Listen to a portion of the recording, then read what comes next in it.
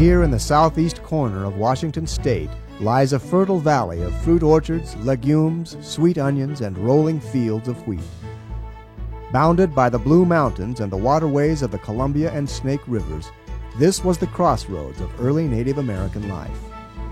Here numerous Indian tribes assembled for the hunt, for sport, and for trade. At the valley's heart is the confluence of 4 streams, so its earliest inhabitants called it Walla Walla, the place of many waters. And because they chose to meet here, it was inevitable that the white man would come as well. Explorers, fur traders, soldiers, missionaries, and settlers all came to the crossroads, to what became for a time the gateway to the inland Northwest.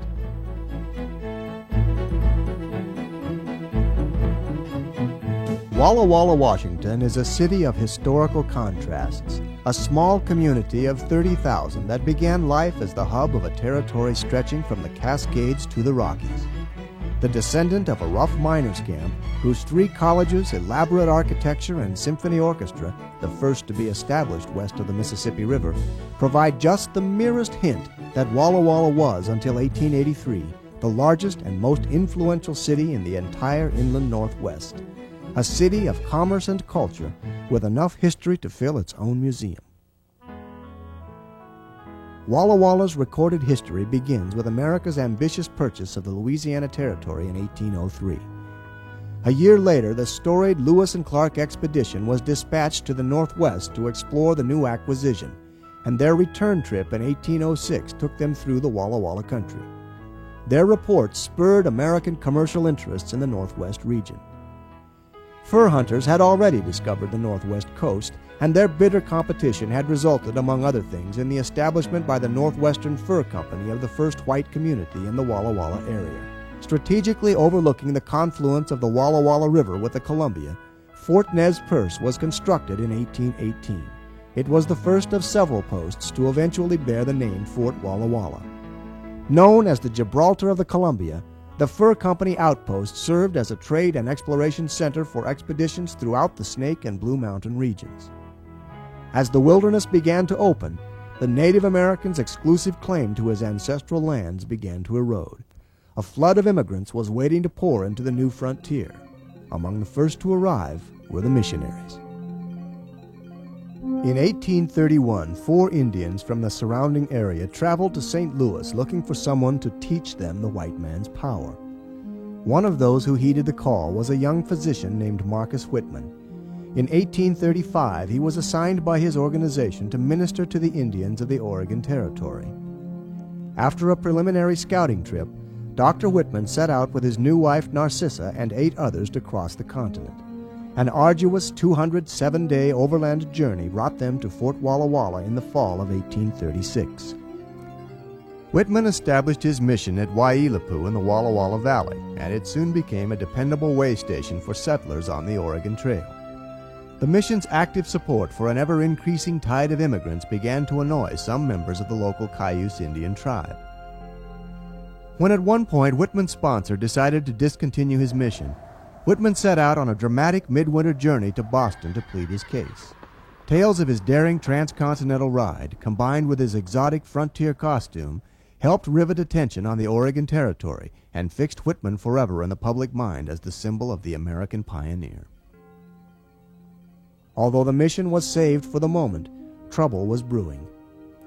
In 1847, a wagon train of settlers brought a measles epidemic that decimated the Cayuse tribe. Already unpopular with many of the Indians, Whitman's unsuccessful efforts to treat the sick only inflamed growing resentment at what many had come to regard as an invasion by the whites. Tensions were further strained when a son of a neighboring chief was murdered. On November 29, 1847, Whitman and his party were attacked by an angry group of Indians. Whitman, his wife Narcissa, and 12 other men were killed in a massacre that became the marker for the end of the missionary era and the beginning of a series of Indian wars that would last a dozen years.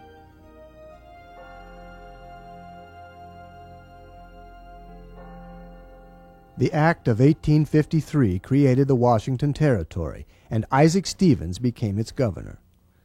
When gold was discovered in the region in 1855, Stevens knew that the coming rush of prospectors would necessitate treaties with the Indians whose lands would soon be overrun.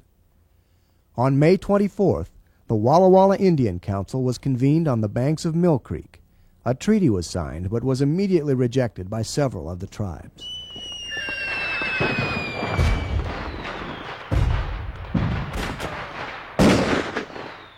After a series of battles, a new treaty council was convened in 1856, but this conference fared even worse, and the council broke up in disagreement. More gold discoveries in the interior country brought more prospectors and more trouble, resulting in another war in 1858. Finally, in 1859, most of the tribes were forced to accept the treaties and move on to assigned reservations. The Northwest's Inland Empire was reopened for business.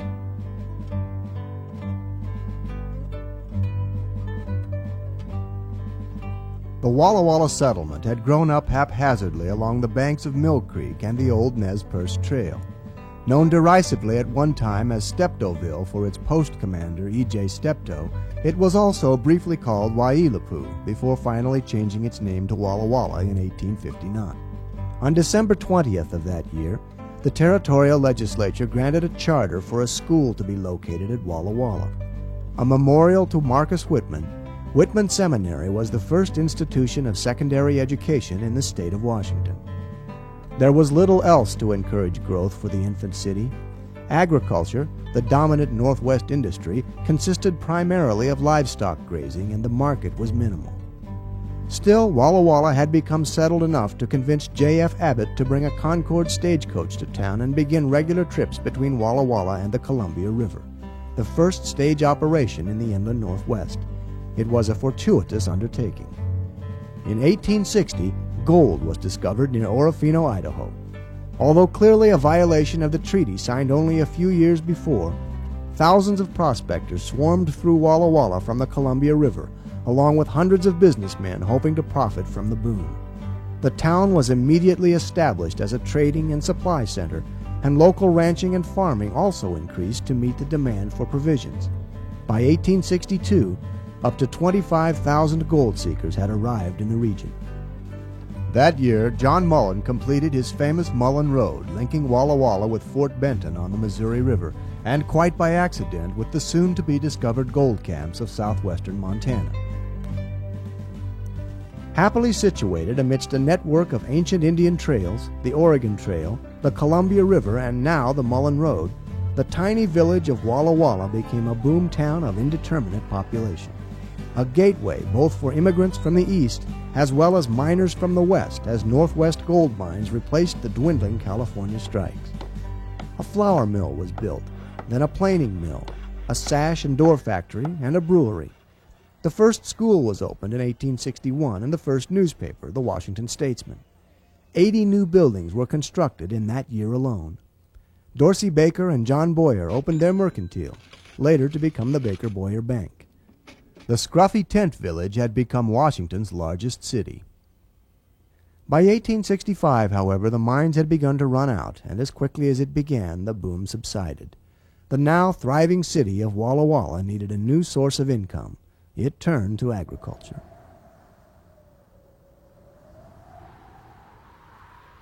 Marcus Whitman, and before him the Hudson's Bay Fur Company, had clearly demonstrated the viability of farming in the Walla Walla Valley. But the absence of a market had discouraged development. The gold rush, however, had changed all that. Raising food had become a more dependable road to wealth than mining, and by 1863 thousands of acres were under cultivation. When the mining ran out, however, so did the market, and by 1867 local farmers found themselves with a surplus of goods to sell and no affordable means of transporting it to buyers. Walla Walla needed a railroad, and the railroad builders weren't interested. As he had so often in the past, local entrepreneur Dr. Dorsey Baker recognized an opportunity. Their request for a bond issue denied, Baker and his associates determined to build their own railroad. To save money, Baker decided on a narrow gauge line. His riskiest and most famous frugality, however, was a decision to use wooden rails faced with strap iron. He purchased 2 locomotives, dubbed the Walla Walla and the Wallula. When investors became nervous, Baker bought out their contracts and completed the project with his own money. In 1874, the Walla Walla and Columbia River Railroad began operation, hauling thousands of tons of wheat from Walla Walla to the Columbia River. For the next 4 years, the railroad piled up an enviable record of earnings before being sold to the Oregon Steam Navigation Company.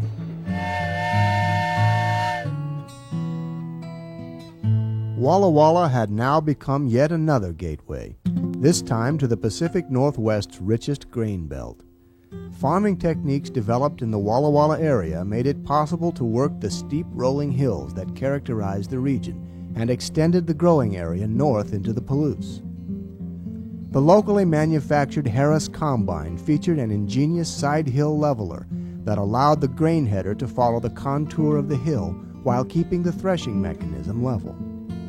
Hilly terrain required more horsepower, and the load-equalizing Chandoni hitch enabled the farmer to harness up to 33 horses or mules. The horse collar enabled a horse to pull as much weight as an ox, and at greater speed.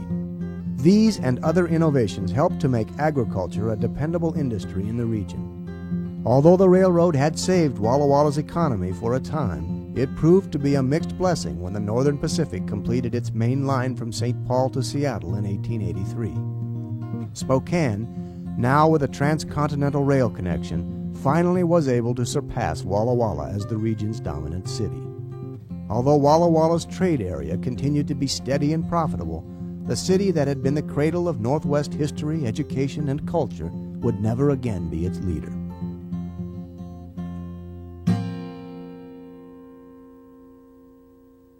Preserving the colorful history of their adopted home has been a passion for some Walla Walla citizens almost from the beginning. In 1886, interested parties formed the Pioneer Historical Society, which remained active for decades. In 1962, various groups merged to become the Walla Walla Valley Pioneer and Historical Society. Their mission, to build a museum that would tell the Walla Walla story with the tools and trappings of its pioneers. In May of 1974, the Fort Walla Walla Museum was officially dedicated. Located off Myra Road on the former site of historic Fort Walla Walla, the museum is a tribute to the volunteer efforts of numerous individuals and organizations. From the time of the Oregon Trail pioneers through the conversion from horse-drawn to mechanized farming, over 25,000 historical artifacts tell the story of the settlement of the Pacific Northwest and life in the early Walla Walla Valley communities. The Pioneer Settlement on the lower level of the museum complex is a collection of original and replica structures dated from 1859 to the early years of the 20th century. Included is a replica of an early blockhouse, the Babcock Depot, which served the former Northern Pacific Railway, the farm blacksmith shop with tools, branding irons, and other equipment, and the Pioneer Cabin, which was furnished by the Daughters of the Pioneers. The Union Schoolhouse is one of the best preserved one-room schools to be found, its original blackboard still intact. This tiny frontier jail is all that was left standing when a disastrous fire leveled most of Prescott's business district in 1915. Pioneer settler Ransom Clark built this log cabin in 1859, but died before being able to occupy it. Nevertheless, his widow and children lived here in order to prove up the claim, as was required by the Homestead Act. The museum grounds are also a living monument. An ever-ready corps of volunteers has established and maintains a vineyard here near the Italian farmstead. The museum orchard includes cuttings from trees grown in historic orchards dating as far back as the mid-1800s.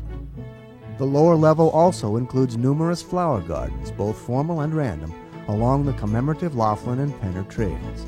The trails are comprised of stepping stones bearing the names of museum donors. If the Pioneer Settlement is a leisurely stroll through time, the upper level is a 5-course historical feast. A complex of 5 exhibit buildings totaling 20,000 square feet of changing exhibits, special shows, and individual collections. Exhibits in Building 1 chronicle the development of the Walla Walla Valley. Permanent exhibits include displays on the area's geological history, the early history of the area's Native American inhabitants, the Whitman Mission, and a special military section devoted to details of the various forts Walla Walla. Other sections, including exhibits on other ethnic groups, early businesses, and major events, rotate on an annual basis. The story of the stationary wheat harvest is told in Building 2. Included are a stationary thrashing machine operated from a steam engine. This water wagon, which ran continuously bringing water for the steam engine, the animals, and this authentic rolling cookhouse, which might well have been the most popular vehicle at the harvest field. The Mitchell wagon seen here was an all-purpose vehicle whose various duties would be performed by the farmer's pickup truck on a modern farm. Building 3 features a spectacular display found nowhere else, an authentic Harris grain combine hitched to a team of 33 life-size mules. The mules were constructed by the same man who produced plastic animals for Walt Disney and were purchased for the museum by a loyal supporter. This grain wagon is pulled by a magnificent team of life-size Clydesdales, the early farmers' grain truck. A large collection of horse-drawn vehicles can be found in Building 4, from a sheep wagon to a doctor's buggy to numerous old farm vehicles whose functions are now performed by trucks. This Concord stage is one of the Inland Northwest's original coaches from the late 1850s. It ran regularly between Walla Walla and Lewiston. Building 4 also features an ox shoeing display as well as an extensive collection of old farm tools and historic branding irons from all around the region. The last building has only 2 displays, but both are unusual. Here the visitor will find a section of the old territorial penitentiary built just north of town in 1886. The other occupant of Building 5 is this stunning Metropolitan fire engine pumper bought in 1903 by the Walla Walla Fire Department and later donated to the museum, along with the interesting arched doors at the front of the building.